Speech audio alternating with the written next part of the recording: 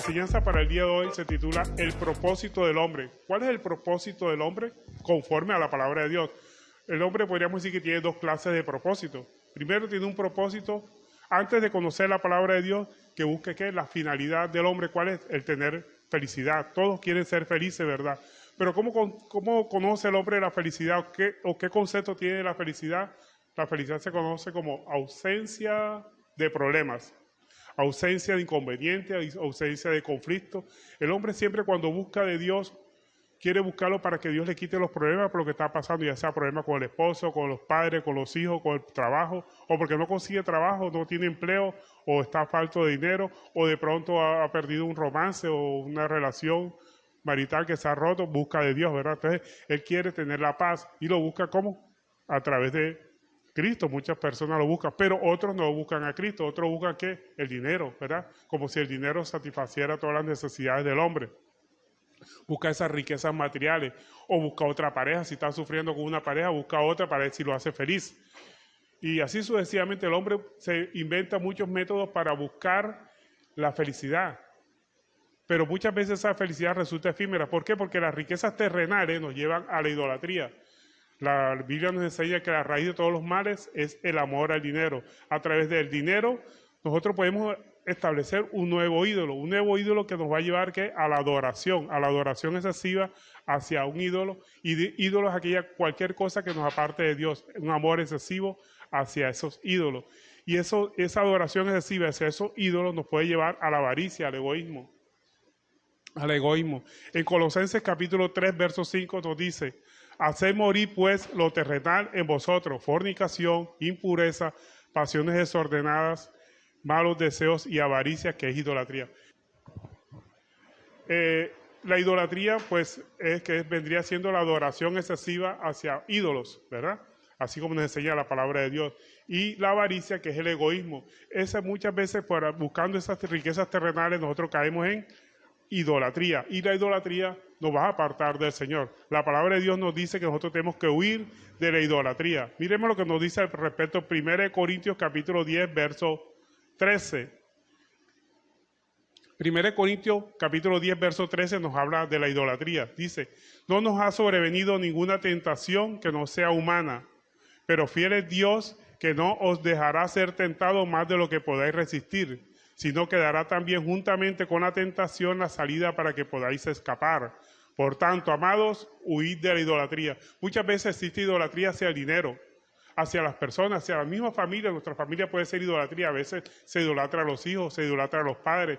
¿Qué es idolatría? Todo aquello que se anteponga hacia el amor de Dios. Ese amor excesivo hacia cualquier cosa o persona que se escape de Dios, que no sea Dios, porque nuestro amor debe estar dirigido hacia Dios.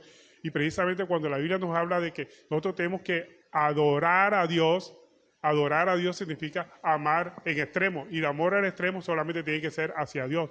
Por eso Jesucristo dijo: el que no aborrece a padre, madre, hijo, no es digno de mí. Pero no es que significa aborrecerlo, apartarlo de uno, no, amar menos que podemos amar a Dios. Nuestro amor excesivo, por así decirlo, podríamos decirlo, solamente tiene que ser hacia Dios. Y obviamente que tenemos que seguir amando a nuestra familia, no es que la aborrezcamos ni la vayamos a apartar, sino amar menos que a Dios. Siempre Dios tiene que estar sobre todas las cosas. Por eso Jesús dijo que teníamos que amar a Dios sobre todas las cosas, y sobre todas las cosas incluye la familia. Incluye cualquier cosa que está a nuestro alrededor, el dinero, cualquier cosa, porque sabemos que el dinero no es malo. Lo malo es el amor al dinero, por el cual muchas personas se han apartado de la palabra de Dios. Entonces, hay que huir de la idolatría. Otra cosa que nos aparta de Dios son las tentaciones. Las tentaciones en sí no son malas, porque nuestro Señor Jesucristo fue tentado en todo, pero con la diferencia de nosotros que Él nunca sucumbió o nunca cayó. ¿Cuál es el origen de las tentaciones? Podríamos decir que el origen de las tentaciones son tres, básicamente, son nuestros tres grandes enemigos.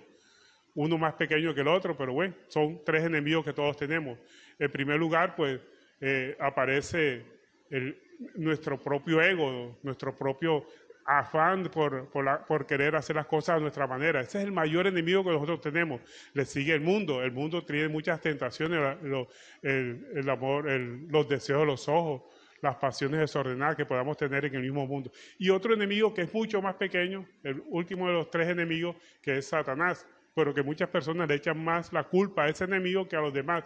Y resulta que el mayor enemigo que nosotros tenemos, ¿sabes quién es? Nosotros mismos, nuestros propios deseos, nuestras propias pasiones que nos apartan de Dios.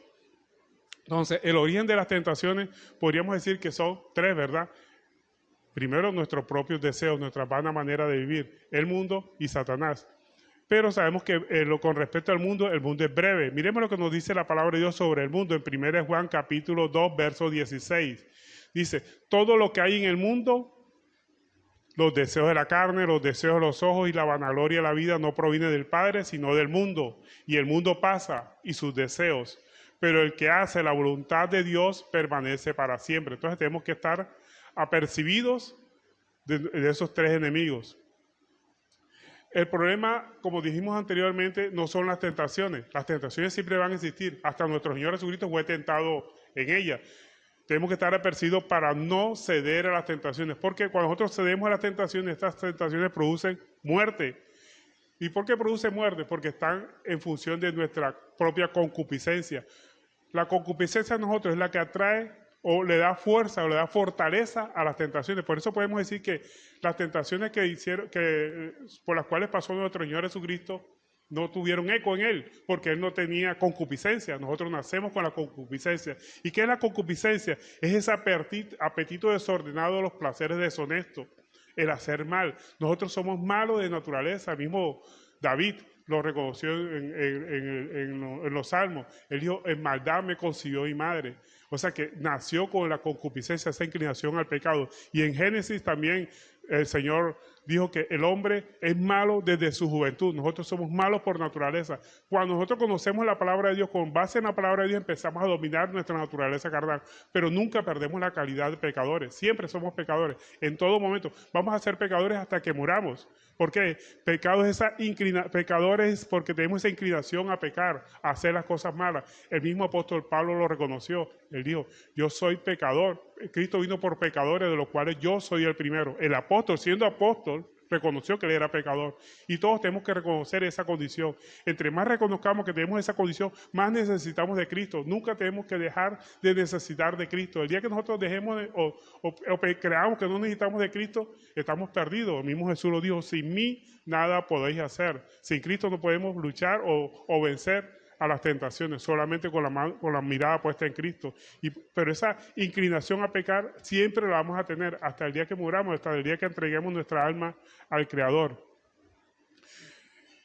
Miremos lo que nos dice respecto de la concupiscencia, lo que dice Santiago capítulo 1, verso 15, porque todo es con la palabra de Dios. Santiago 1:15 nos dice, entonces la concupiscencia, después que ha concebido, da a luz el pecado, y el pecado, siendo consumado, da a luz la muerte. Entonces, el problema no es la concupiscencia en sí, sino darle rienda suelta a la concupiscencia.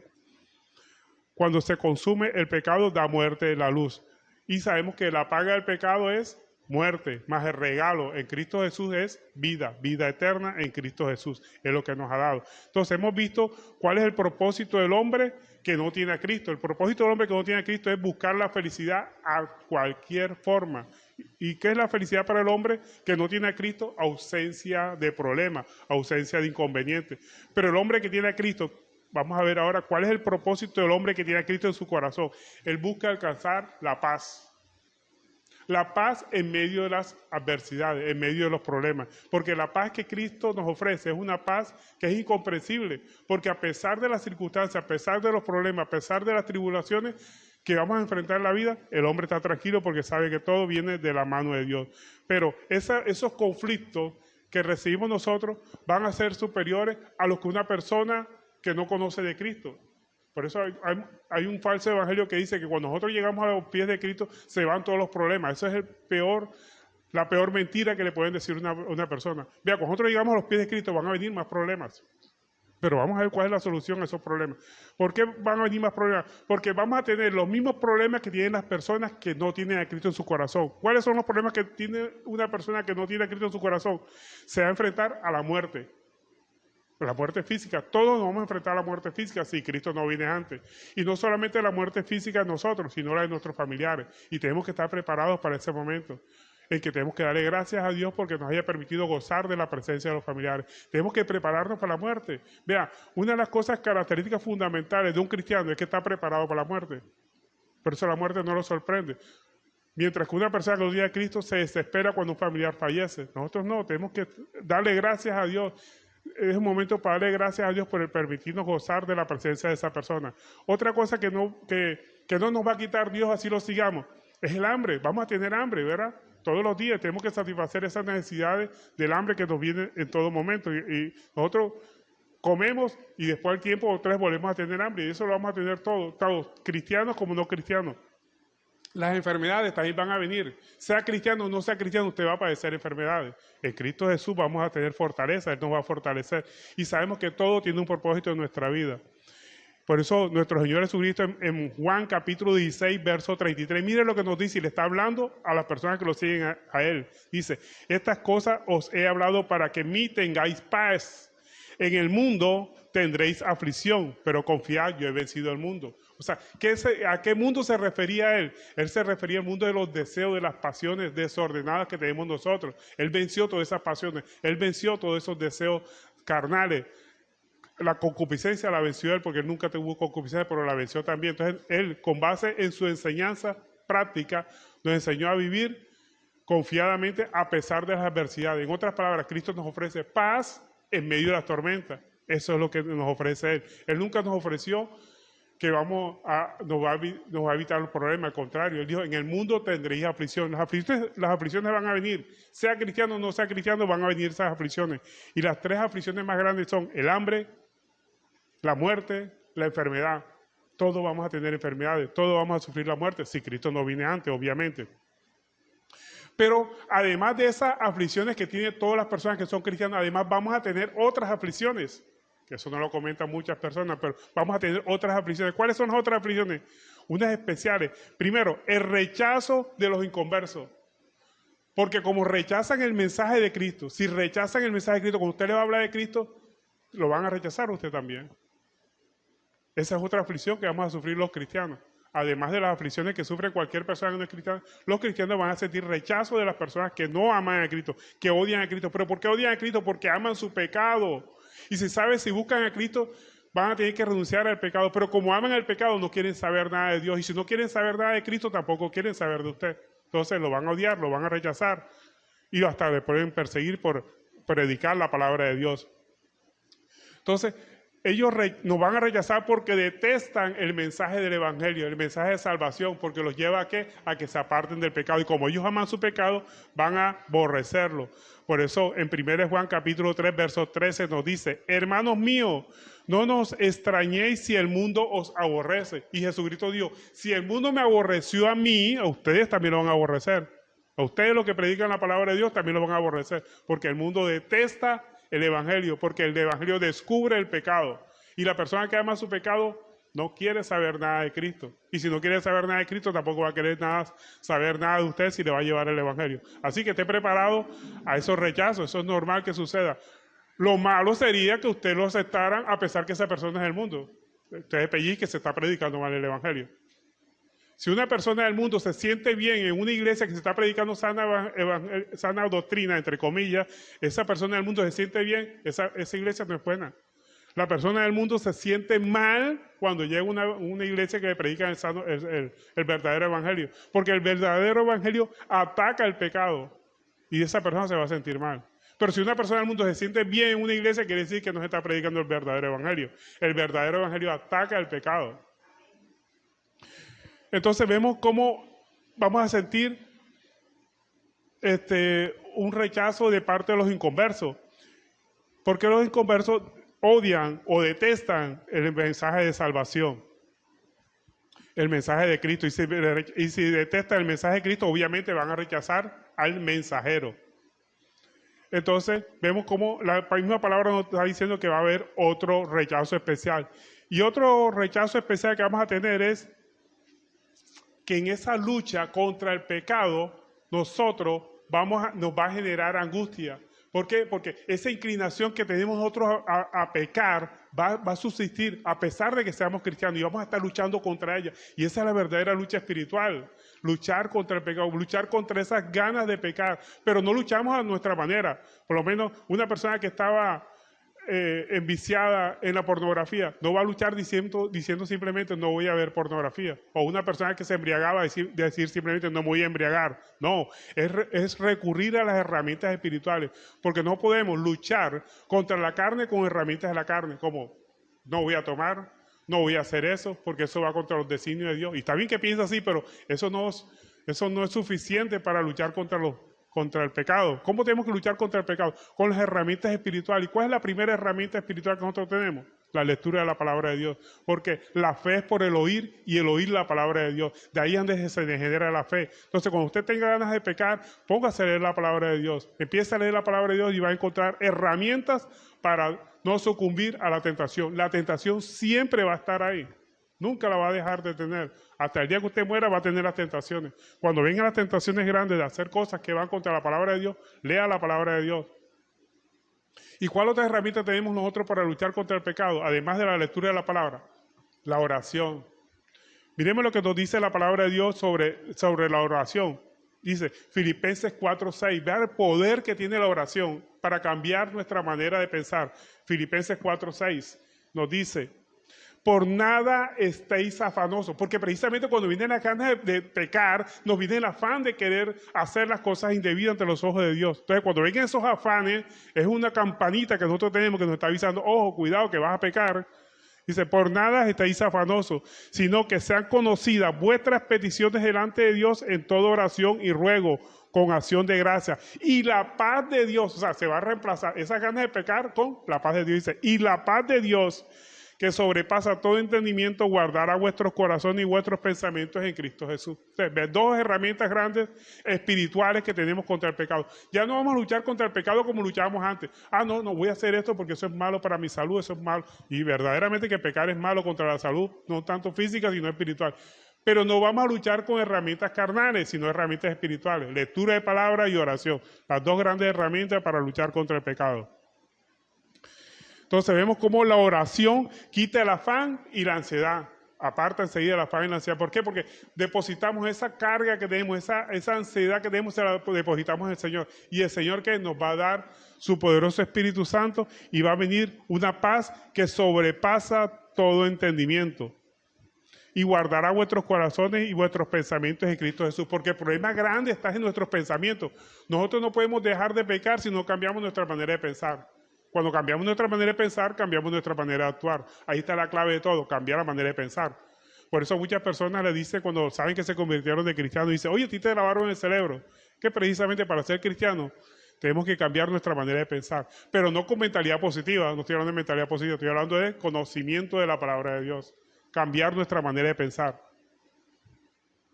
Debemos estar conscientes. Cuando conocemos de Cristo, estamos conscientes de la presencia de Dios que nos sirve nuestra ayuda para esos momentos de debilidad que podamos tener. Tenemos que estar conscientes. Todo el mundo sabe que Dios está en todo lugar, inclusive hasta los inconversos. Pero cuando están pecando o están haciendo algo indebido, como que creen que Dios no está ahí. Pero el verdadero cristiano sabe que Dios también está ahí. Pero no para acusarnos, sino para ayudarnos. No dejamos de pecar por miedo a Dios, sino por amor a Dios. Esa es la gran diferencia. El verdadero cristiano deja de hacer las cosas indebidas no por miedo a Dios, sino por amor a Dios. Entonces, vamos a estar enfrentados a grandes conflictos y grandes tribulaciones.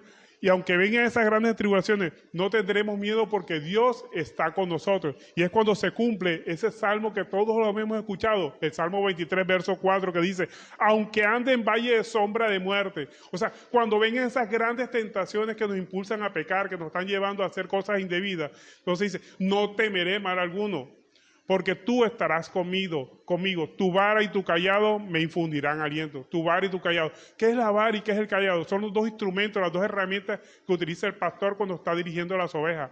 La vara para ahuyentar los lobos que vienen a comerse las ovejas, y el callado con el que dirige a las ovejas para que no se vayan a lugares pedregosos o lugares que pueden caerse y despeñarse. Entonces, con esos dos instrumentos que utiliza el pastor, dirige a su rebaño de ovejas. Entonces, la vara y el callado del Señor que nos está guiando en esta vida, nos va a llevar por senderos en el que nos va a llevar a comer pastos verdes y al camino que el Señor quiere que nosotros vayamos. Entonces, esa vara y ese cayado nos infundirán aliento. Pero hay algo importante también, que la vara que el Señor utiliza, además de apartar los lobos, lo utiliza Dios también para coger, como lo hace el pastor, para coger a la oveja que se quiere descarriar, inclusive pegarle, partirle una pata, si es el caso, cuando la ve que se va a un despeñadero, se quiere ir para un despeñadero, y la carga después sobre su hombro y se la lleva y la lleva por buen camino. Entonces Dios puede utilizar esa vara inclusive para afligirnos a nosotros cuando ve que nos estamos descarriando.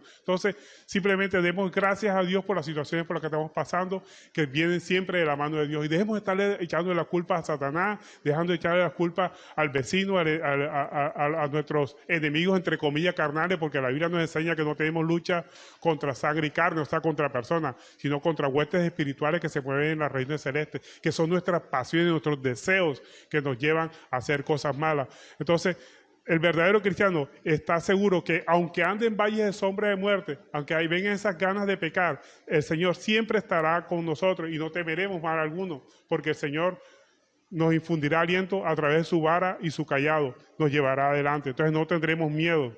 Pero para eso tenemos que renovar nuestro entendimiento, cambiar nuestra manera de pensar, saber que Dios siempre está al control de todas las circunstancias por las que estemos pasando. Para eso tenemos que renovar el espíritu de vuestra mente. Miremos lo que nos dice Efesios capítulo 4, verso 23. Dice, renovaos en el espíritu de vuestra mente. Tenemos que cambiar nuestra manera de pensar. Y vestidos del nuevo hombre creado según Dios en la justicia, santidad de la verdad. Entonces, Dios nos invita a que renovemos nuestra mente, pero no solamente podemos renovarla con querer renovarla, sino con la lectura de la palabra. En la medida que nosotros vamos leyendo la palabra de Dios, vamos nosotros a aprender a cambiar nuestra manera de pensar. Y debemos aprender y aceptar el dolor, el sufrimiento que Dios permite en nuestra vida, pero siempre con un propósito. El propósito de Él es la salvación de nuestra alma.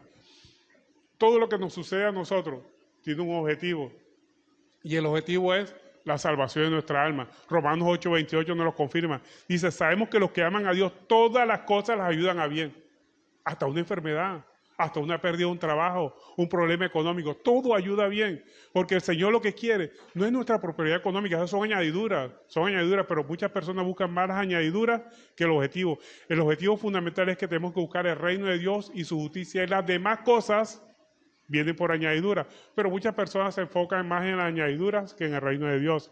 Entonces, mire lo que nos dice Romanos 8:28. Sabemos que los que aman a Dios, todas las cosas ayudan a bien. Esto es, a los que conforme a su propósito son llamados. O sea, no es nuestro propósito. No es que Dios me prospere a mí físicamente o materialmente. Yo busco la prosperidad espiritual, que lo demás, la economía, todas esas cosas vienen por añadidura en la medida que Dios quiera, porque Dios en sus riquezas de gloria sabrá darle a cada quien lo que le corresponde. Hay muchas personas que si son muy prosperadas se apartan de Dios. Yo he conocido muchas personas que tenían negocios y empezaron a buscar de Dios para que el Señor les ayudara en el negocio que se estaba decayendo, y el Señor lo prosperó, se les compuso el negocio y se apartaron. Después le iban a uno a preguntarle, ay, ¿qué pasó, hermano? ¿Por qué no ha venido más a la iglesia? No, usted sabe el negocio. Está lleno, tengo que atender a la clientela, no podía ir a la iglesia. Entonces, lo que aparentemente es una bendición material se convirtió en una maldición espiritual. Entonces, es preferible mejor mantenerse en la iglesia si esté padeciendo hambre. Buscar de Dios es lo mejor que podemos tener. La mayor bendición, la mayor riqueza es estar agarrado del poderoso. Entonces, por eso la palabra de Dios dice que todo lo que nos suceda nos ayuda a bien, inclusive hasta una enfermedad. Vean, hay personas que no ven el milagro de Dios en una enfermedad, pero yo puedo ver, y yo lo he visto, el milagro de Dios más en una enfermedad que en una sanidad. Bueno, Dios actúa como Él quiere, Él hace como Él quiere.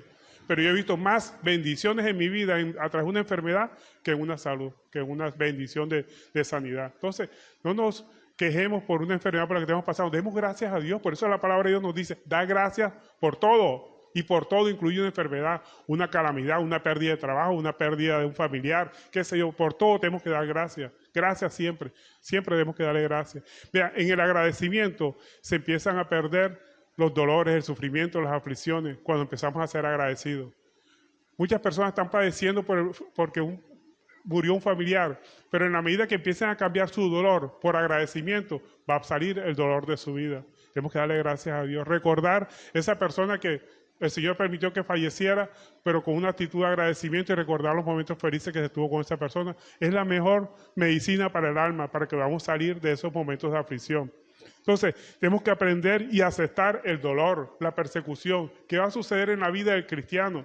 Vea, en la vida del cristiano no es un camino de rosa, materialmente hablando. Camino de rosa sí, pero espiritualmente. Materialmente no es camino de rosa.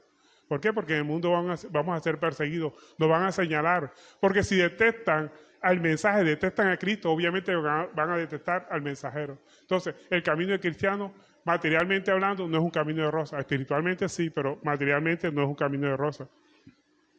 ¿Por qué? Porque el hombre en su condición natural quiere que todo el mundo lo aplauda, quiere que todo el mundo lo alabe, quiere que todo lo que nosotros hablemos sea recibido por todo el mundo, pero no siempre va a suceder así. La mejor forma de nosotros servirle a Dios es en adoración y en alabanza. Lo adoramos cuando lo amamos en exceso. ¿Y cómo lo amamos en exceso al Señor? En obediencia. La única forma de mostrar nuestro amor a Dios es porque lo obedecemos. No hay forma de demostrar el amor a Dios si no es con la obediencia. Y en la obediencia nosotros demostramos que lo adoramos. Y cuando lo alabamos simplemente estamos resaltando su obra salvífica. Cuando le predicamos a otra persona, vea, el evangelio se resume en predicar la muerte de Cristo que fue para perdón de pecados. Siempre mire ese versículo que me gusta mucho, que es en 1 Corintios capítulo 15, verso 3, que dice, Cristo murió por nuestros pecados. Y ese es el verdadero evangelio, demostrar a las personas que Cristo murió por nuestros pecados. Pero lo que pasa es que mucha gente no cree que son pecadores. Muchos se justifican por sus buenas obras. Y las buenas obras, para justificarnos ante Dios, Él las ve como trapo de inmundicia, porque lo único que nos justifica ante Él es la obra redentora de Cristo en la cruz del Calvario. Es la sangre de Cristo que nos limpia de todo pecado. Es lo único que nos justifica ante Él. Tenemos que dar las buenas noticias, las buenas nuevas de salvación. Dios nos ha creado para que lo adoremos y para que cantemos sus alabanzas. Y la mejor forma de cantar las alabanzas es predicar su evangelio. Es bueno cantar alabanzas, no estoy en contra de cantar alabanzas, es bueno. Nos recuerda muchos fragmentos de la Biblia cuando cantamos alabanza, cuando alzamos las manos, cuando tocamos palmas. Nos recuerda la palabra de Dios, nos recuerda su inmenso amor. Pero la mejor alabanza a Dios es cuando usted habla de la obra redentora de Cristo en la cruz del Calvario. Le predica a otra persona que la única forma de salir de su estado de postración es buscando de Cristo, que Cristo tiene los brazos abiertos y que murió por todos los pecadores. Es una invitación grande que Cristo ha hecho para que sean salvos. Miremos lo que nos dice Isaías 43, verso 7. Aquí este versículo nos habla que todos fuimos creados para su gloria y su honra. Isaías 43, verso 7 dice, todos los llamados de mi nombre, para gloria mía los he creado, los formé y los hice. Y también la palabra de Dios nos dice que si nosotros amamos a Dios, tenemos que demostrarlo con nuestra obediencia. La mejor forma de demostrar nuestro amor es con la obediencia. ¿Cómo usted demuestra el amor a sus padres? Obedeciéndolo. Con mucha más razón, la única forma de mostrar nuestro amor a Dios, de que lo adoramos, es cuando lo obedecemos. O sea, en otras palabras, la mejor obra de adoración que usted puede hacer a Dios es obedeciéndolo. En la obediencia hay bendición. Y nosotros tenemos que predicar. Vean, la única forma de que las personas se conviertan a Dios es a través de la locura de la predicación. Y eso le fascinó a Dios. Dios permitió que la gente sea salva a través de la predicación. No hay otra forma. O sea, Cristo ya hizo la obra de Él. Él murió en la cruz del Calvario. Nos toca a nosotros predicar de esa obra redentora en la cruz del Calvario. Y a Dios le place que la gente se convierta a Él a través de escuchar la predicación de la palabra de Dios. De ahí se genera la fe. Por eso dice la palabra de Dios. La fe es por el oír, y el oír la palabra de Dios. No oír cualquier cosa, oír la palabra de Dios. Pero ¿qué pasa si nosotros escuchamos la palabra y no la obedecemos? Nos estamos engañando a nosotros mismos. Porque cuando nosotros escuchamos la palabra de Dios, es bonita, es dulce, es agradable, bonita toda la palabra de Dios. Pero es amarga a nuestro vientre cuando la vamos a poner por obra. Por lo menos, cuando te den una bofetada, pon la otra mejilla. ¿Cómo así? Que tengo que poner la otra mejilla también. O sea, que además que me golpean, tengo que resistir otro golpe. Eso es duro, ¿verdad? Pero eso nos enseña la palabra de Dios. ¿Y qué significa eso? Que cuando a ti te ofenden o oyes a que hablan mal de ti, tienes que permitir a esa persona No que te agreda nuevamente, sino de perdonarla, de no contestar esa agresión. Eso significa poner la otra mejilla. Porque más fácil es cuando hablan mal de uno, nosotros ir y hablar mal de esa persona. En ese espíritu vengativo que tenemos nosotros carnalmente, queremos vengarnos. Y si literalmente, físicamente nos pegan, ¿qué hacemos nosotros? Devolver otro golpe, ¿verdad? Eso nos lleva a la carne. Pero el mejor golpe que podemos tener contra nuestro ego es no responder a una agresión. Eso es poner la otra mejilla. No responder una agresión con otra agresión, sino pagar bien cuando nos pagan mal. Eso es poner la otra mejilla. Por eso Jesucristo dijo, pongan la otra mejilla cuando los golpeen. Eso quiere decir, no respondas a una agresión. Haz bien aunque te paguen mal. Y 1 Corintios 15:3, que es la esencia del Evangelio. Mire lo que nos dice 1 Corintios 15:3, la esencia del Evangelio. Dice, porque primeramente os he enseñado lo que asimismo recibí, que Cristo murió por nuestros pecados conforme a la Escritura. Y eso es lo que tenemos que enseñar a la gente, predicar, que Cristo murió por nuestros pecados. Y aquí viene el gran problema, que muchas personas no reconocen que son pecadores. Y si no reconocen que son pecadores, pues no necesitan un Salvador. Cristo vino por pecadores. Él no vino por justos. No es que no haya justos. Cristo justifica, pero personas que no tengan pecado no hay ni uno. Todos hemos pecado de una u otra forma. Para concluir, tenemos que decir que el objetivo del hombre debe ser buscar la paz que Dios nos ofrece. Siempre van a venir las aflicciones. Para el cristiano y para el no cristiano van a venir aflicciones, pero para el cristiano van a venir más aflicciones. Porque además las aflicciones normales u ordinarias que tiene una persona que es inconversa, como son la muerte, el hambre, las enfermedades, también le van a venir las persecuciones a las personas que no quieren aceptar el mensaje de Dios. Va a venir la lucha espiritual que tiene contra el no pecar, porque la persona que no es cristiana no tiene ningún problema con pecar. Lo invitan a tomar y sale a tomar, lo invitan a fornicar y sale a fornicar. Sí, porque no tiene ningún problema, pero el cristiano ya es una lucha espiritual que tiene con él mismo, que tiene esa aflicción, esa batalla que va a tener todos los días, o las veces que se le presenta, o cuando le dan un vuelto de más, ¿verdad? Le dan un vuelto de más. ¡Uy, qué bendición! Me dieron pagué con un billete de 20 y me dieron vuelto un billete de 50. ¿Cuál bendición? Devuelve eso, eso no es suyo. Entonces, esa lucha carnal que vamos a tener ahí en ese momento, solamente la tienen los cristianos. Pero una persona que no es cristiana, no. Le pagan de más o le dan vuelto de más. Dice, qué bendición, y se bolsilla la plata, ¿verdad? Pero el cristiano lucha y devuelve lo que no es de él. Entonces, el objetivo de un hombre cristiano debe ser buscar la paz que Cristo nos ofrece, no la del mundo, porque la paz que ofrece el mundo es vanidad de vanidades. Así lo encontramos en Eclesiastés, vanidad de vanidades. La palabra de Dios nos dice que tenemos que seguir la paz y la santidad, y sin esa paz y sin esa santidad nadie verá a Dios. Y sabemos que el mundo pasa y sus deseos.